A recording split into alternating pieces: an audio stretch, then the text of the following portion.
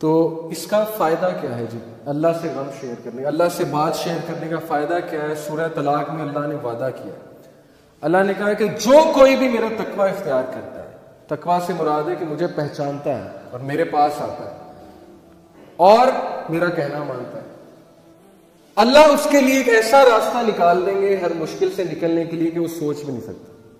اور اس کی تفسیر حدیث میں آتی ہے کہ جو شخص استغفار کو لازم پکڑ لیتا ہے، اللہ اس کو ہر مشکل سے نکال دیتا ہے۔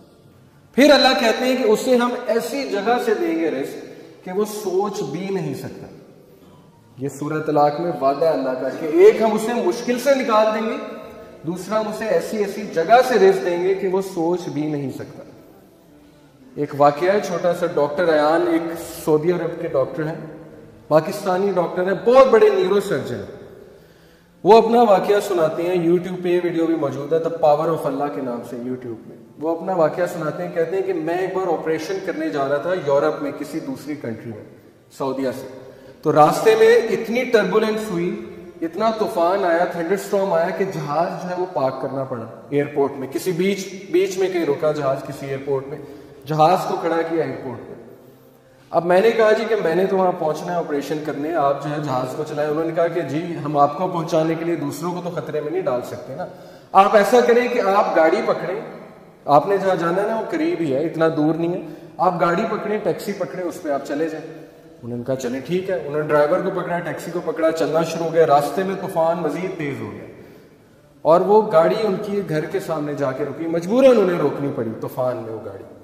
اب اس گھر کے سامنے جا کے رکی، انہوں نے نوک کیا تو ایک بڑھیا باہر نکلی، بہت بڑھاپے میں تھی، جھریاں پڑی ہوئی تھی اس کے چہرے پہ۔ انہوں نے کہا جی ہمیں اندر آنے دیں، بہت بارش ہے، بہت طوفان ہے، ہمیں ڈر ہے ہمارا ایکسیڈنٹ نہ ہو جائے، تو ہم ذرا ٹھہریں گے، کھانا شانا کھائیں گے، نماز پڑھیں گے، پھر نکل جائیں گے۔ اس نے کہا بالکل، بسم اللہ، آپ آئیے۔ اب وہ اندر گئے تو دیکھتے کیا ہے کہ ایک بچہ زمین پہ لیٹا ہوا ہے گدے پہ، اور وہ بڑھیا بار بار جو ہے نا اس کے سر پہ پٹیاں کر رہی ہے اور بڑا پریشان لگ رہی ہے۔ تو انہوں نے کہا کہ اس کو کیا مسئلہ ہے؟ اس نے کہا کہ اس کو نا کوئی دماغ کی بیماری ہے، وہ اس کے ماں باپ نہیں ہے، یتیم ہے بچہ، میں اس کی دادی ہوں، تو یہی میرے لیے واحد سہارا ہے، تو میں اس کا علاج کروانے کے لیے بڑی جگہ گئی ہوں، لیکن وہ کہتے ہیں کہ نہیں، اس کو نا آپ ایک ڈاکٹر کے پاس لے کے جائیں جو ٹاپ نیورو سرجن ہے، اس کے پاس لے کے جائیں، وہ اس کو جو اچھا دیکھے گا۔ تو کہتے ہیں کہ آپ کیوں نہیں گئی؟ انہوں نے کہا میں نے بڑی بار کوشش کی ہے، ان سے اپوائنٹمنٹ ہی نہیں ملتی، نہ میرے پاس اتنے پیسے ہیں، میں کہاں سے لے کے جاؤں؟ انہوں نے کہا مجھے نام بتائیں، میں بھی ڈاکٹر ہوں، میں اس سے سفارش کروں گا، آپ اتنی اچھی عورت ہے، آپ نے مجھے یہاں رکنے کی جگہ دی۔ اس نے کہا ڈاکٹر ایان۔ تو کہتے ہیں میں رونے لگ گیا، ڈاکٹر ایان۔ تو وہ رونے لگ گئے اور پھوٹ پڑے۔ تو بڑھیا نے کہا کہ آپ رو کیوں رہے؟ انہوں نے کہا کہ میں ڈاکٹر ایان ہوں۔ انہوں نے کہا کہ آپ دیکھیں کہ آپ نے اللہ سے دعائیں کی ہوں گی کہ اللہ بچے کا کچھ کریں، تو اللہ مجھے یہاں لے آئے، اور جس طرح لے کے آئے آپ سوچ بھی نہیں سکتے۔ یعنی اللہ کی جو فورسز ہیں نا، اللہ کی جو فوجیں ہیں، اس کا ہم اندازہ بھی نہیں لگا سکتے، لیکن ہم اس سے بالکل غافل ہیں۔ شیطان نے ہمیں اس سے غافل کیا، ہم اللہ سے مدد مانگنے کی بجائے ہم دوسروں کے پاس بھاگتے ہیں۔ تو ایسے بڑے واقعات ہیں، آپ کو سلف کی زندگی سے ایسے بڑے واقعات مل جائیں گے جس میں ثابت ہوا کہ اللہ جب اپنی فوجوں کا استعمال کرتا ہے تو پھر اللہ ناممکن کو بھی ممکن بنا دیتا ہے۔ موسیٰ علیہ السلام، آپ سوچیں، دشمن کا بچہ، جو دشمن ہے، دشمن کا بچہ، فرعون سارے بچوں کو قتل کروا رہا کہ کس لیے کہ کل کو یہ کھڑا ہو کے میرے خلاف نہ نکل پڑے۔ بنی اسرائیل کے سارے بچے قتل کروا دیے، لیکن اللہ اسی بچے کو اس کے محل میں لا کے پرورش دلوائی جس نے اس کو بڑا ہو کے شکست دینی تھی۔ یہ امپاسبل ہے، ہالی ووڈ بھی اس طرح کی مووی نہیں بنا سکتا، اس طرح کا سین کریٹ نہیں کر سکتا، لیکن اللہ نے کیا، اسی بچے کو اس کے محل میں لے آئے۔ تو اس لیے اللہ کے لیے کچھ امپاسبل نہیں، یہ بات ہمیں پتہ ہونی چاہیے۔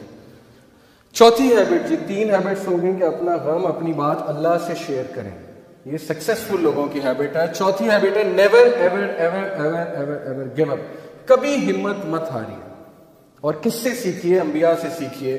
سب سے ڈپریسنگ سچویشن، اس سے زیادہ ڈپریسنگ سچویشن نہیں ہو سکتی، اس سے زیادہ مایوسی کی سچویشن نہیں ہو سکتی کہ مچھلی کے پیٹ میں اندھیرا، پھر سمندر کی گہرائی کا اندھیرا، اور پھر سمندر کے نیچے جو ہے وہ وہاں پہ اندھیرا۔ کون تھے یہ نبی؟ یونس علیہ السلام۔ بندہ کہیں کمرے میں بند ہو جائے تو چلو کھٹکھٹاتا رہے گا، کبھی تو کوئی آواز سنے گا نا، کمرے میں، جنگل میں ہے، کبھی تو کوئی آئے گا نا جنگل میں، آ کے دروازہ کھولے گا۔ اب یہ بتائیں مجھے، مچھلی کے پیٹ میں ایک بندہ ہے، اور مچھلی سمندر کی گہرائیوں میں کون آواز سنے گا؟ کوئی سنے گا؟ کوئی سننے والا ہے؟ صرف کون سننے والا ہے؟ اللہ. تو انہوں نے اس مایوسی کی حالت میں کس کو پکارا؟ اللہ. لا الہ الا انت سبحانک انی کنت من الظالمین. اللہ میں ظالم ہوں، مجھ سے غلطی ہوئی ہے، تو پاک ہے، تو مجھے معاف کر. اب علماء کہتے ہیں کہ جو بندہ اندھیروں کی گہرائیوں میں ہو، جسے کچھ سمجھ نہیں آ رہی ہو میں کیا کروں، زندگی کہاں جا رہی ہے، اسے اس کا ورد کرنا چاہیے بہت زیادہ. لا الہ الا انت سبحانک انی کنت من الظالمین. لیکن انہوں نے گیو اپ نہیں کیا، مایوس نہیں ہوئے ابلیس کی طرح. ابلیس مایوس ہو گیا، اسی لیے اس کا نام ہے ابلیس، دا ہوپ لیس ون. مایوس ہو چکا ہے، ورنہ اصل نام تو اس کا عزازیل ہے. ابلیس کا مطلب ہے مایوس ہو چکا ہے. لیکن انبیاء مایوس نہیں ہوتے تھے. کامیاب بندہ کبھی مایوس نہیں ہوتا، چاہے حالات کیسے مرضی ہو. کیوں؟ اسے پتا ہے کہ میں کس کی عبادت کرتا ہوں؟ جس کے ہاتھ میں ہر چیز ہے. اللہ کہتے ہیں کہ دنیا میں کوئی پتا بھی نہیں گرتا، اللہ کو پتا. پتے کا اللہ کو پتا ہے کہ پتا کہاں گر رہا ہے. تو آپ کے غم کا اللہ کو نہیں پتا، آپ کی مشکل کا اللہ کو نہیں پتا. کیا خیال ہے؟ پتا ہے نا. اگر پتا کیا ہے؟ بے جان چیز. اگر پتے کا اللہ کو پتا ہے کہاں گر رہا ہے، تو آپ کے غم، آپ کے آنسوؤں کو بھی اللہ کا پتا ہے. لیکن اگر مدد مانگی جائے تب. تو یہ جی ہماری فورتھ ہیبٹ. یہ آپ دیکھیں کچھ لوگ جو ہے وہ بالکل تب گیو اپ کر دیتے ہیں جب بالکل کامیابی ان کے قریب ہو، تب وہ گیو اپ کر جاتے ہیں. تو ایسا ہمیں نہیں بننا. ہمیں چلتے رہنا ہے، دوڑتے رہنا ہے، مشکلات کا مقابلہ کرتے رہنا ہے، کھڑے ہونا ہے، چیلنجز کو فیس کرنا ہے. چونٹی اگر کسی راستے سے گزر رہی ہو اور آپ اس کے سامنے اپنی انگلی رکھ دیں تو وہ آپ کی انگلی اٹھانے کا انتظار نہیں کرے گی، بلکہ اپنا راستہ بدل کر اپنی منزل مقصود کی طرف چل پڑے گی. تو چونٹی سے سیکھنا چاہیے. چاہے اس کے سامنے رکاوٹ آ جائے، وہ اپنے مشن سے نہیں ہٹے گی، اپنے فوکس سے نہیں ہٹے گی. اس نے وہیں جانا. جتنی مرضی رکاوٹیں کھڑی کر دیں اور راستہ بدل کے دوسری طرف چلی جائے گی. یہی اسی طرح مسلمان ہوتا ہے. اب یہ جو آیت ہے اس میں اللہ تعالیٰ انسان کی نیچر بتاتے ہیں، سائیکالوجی بتاتے ہیں، نفسیات انسان کی کیا ہے. اللہ کہتے ہیں لا یسام الانسان من دعاء الخیر وان مسہ الشر فیئوس قنوط. اللہ کہتے ہیں کہ انسان جو ہے جب اس کو اچھائی پہنچے تو بڑا خوش ہوتا ہے، لیکن جیسے ہی اسے کوئی شر چھو لے، کوئی مشکل آ جائے تو اسی وقت مایوس ہو جاتا ہے، گیو اپ کر دیتا ہے کہ میری زندگی برباد ہو گئی، میرے ہی ساتھ یہ کیوں ہوا، میں نے تو کچھ کیا بھی نہیں. بھائی انبیاء نے کیا کیا تھا؟ نبی صلی اللہ علیہ وسلم نے کیا کیا تھا؟ ان کا کیا قصور تھا کہ ان کے بیٹے بھی جو ہے وہ جو ہے ان سے چھین لیے گئے، وفات ہو گئی. بیوی جو ہے اس کی وفات ہو گئی جب شیب ابی طالب میں تھے. اتنی مشکلات میں انہوں نے زندگی گزاری. تو بات یہ نہیں ہوتی قصور، بات یہ ہوتا ہے کہ اللہ تعالیٰ جس سے جتنی محبت کرتے ہیں اس کا اتنا امتحان لیتے ہیں. کیوں؟ ایک تو اس کے گناہ معاف کرنے کے لیے، دوسرا اسے کمانڈو بنانے کے لیے. کمانڈو کی ٹریننگ سخت ہے، سولجر کی ٹریننگ آسان ہے. جس سے جتنا بڑا کام لینا ہے اس کو اتنی مشکل میں ڈالنا، اسے کھلے میدان میں چھوڑ دینا کہ چلو مقابلہ کرو، سیکھو. تم نے سکھانا ہے، لوگوں کو سکھانا ہے آگے جا کے. جب تک تمہیں خود نہیں پتا ہوگا غم کیا ہوتا ہے، تم لوگوں کو کیا سکھاؤ گے کہ غم کیا ہوتا ہے. تو اس لیے یہ چیز مایوس ہونے والی نہیں ہے، یہ خوشخبریاں ہیں.